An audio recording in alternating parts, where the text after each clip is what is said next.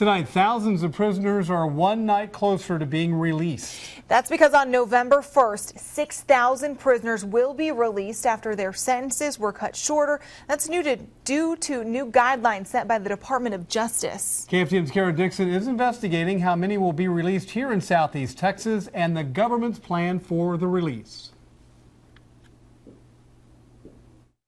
It's the long road to the federal prison in Jackson County.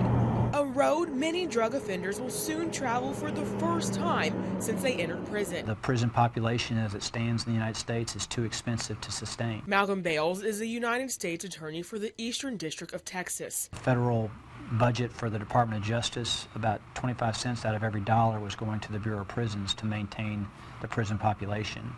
That was strangling our efforts to investigate today's criminals and incarcerate today's criminals by housing at a very expensive rate people who are aging in our prisons. President Obama and Congress agreed changes are needed. Judges reduced the sentences of about 50,000 prisoners. 6,000 of those offenders will get out November 1st. This is a lot of prisoners at one time, but it's the kind of prisoner that is released every single day somewhere in the United States. Bales says all of the offenders committed drug crimes in the 1980s, 90s, and early 2000s under stricter sentencing guidelines. He says most are older. Typically that means that they won't have the energy or the interest in doing what they used to do when they were younger. I hope that's true.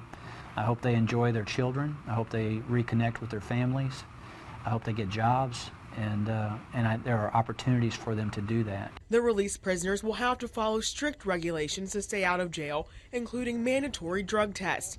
Others who are illegal immigrants will be deported.